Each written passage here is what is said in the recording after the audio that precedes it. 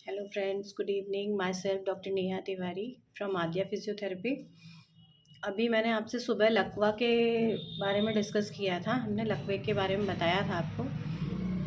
एक चीज़ बहुत ही इम्पॉर्टेंट है जो मैंने उस वीडियो में डिस्कस नहीं किया था, इसलिए ही मैं ये वीडियो लेके आई हूँ कि हमें लकवे की मरीज़ जो होते हैं उनकी फ़िज़ियोथेरेपी कब करानी चाहिए।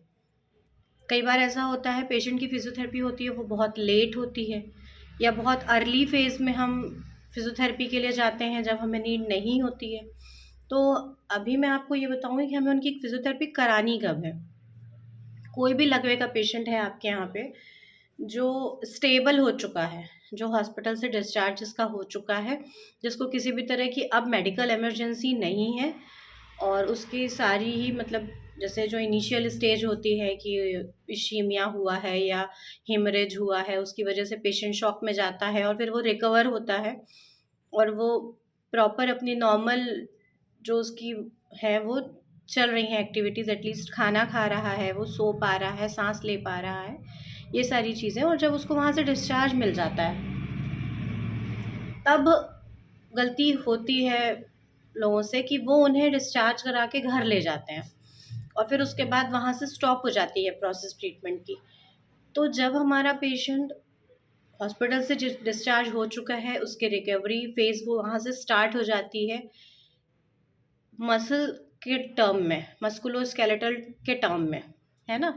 तो जो इनिशियल 3 मंथ्स होते हैं वो रिकवरी के लिए बहुत बेस्ट होते हैं। किसी भी मरीज को लकवा हुआ है और वो ठीक हुआ है, उसके बाद जब वो घर जाता है उसके बाद के जो 3 महीने होते हैं वो इनिशियल रिकवरी फेज़ होती है, और उस फेज़ में बहुत ही अच्छी रिकवरी होती है, बहुत ही फास्ट रिकवरी होती है।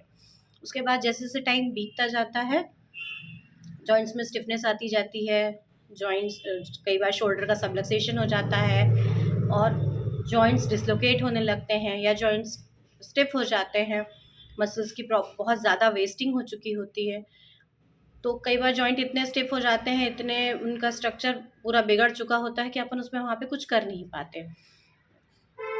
तो इसलिए मेरा ये कहना है कि जो इनिशियल 3 मंथ्स हैं वो रिकवरी के लिए बहुत ही अच्छे हैं, और हमें उन्हीं इनिशियल 3 मंथ्स को पकड़ना है और उसमें ही रिकवरी के लिए प्लान करना है, और अपने जो भी आपके पास जहाँ भी फिजियोथेरेपी आपको अवेलेबल हो वहाँ पे जाना है। और अगर आप मेरे सतना से हैं तो आप आद्या फिजियोथेरेपी आ सकते हैं और यहाँ से हम बेस्ट ट्रीटमेंट उन्हें प्रोवाइड करेंगे।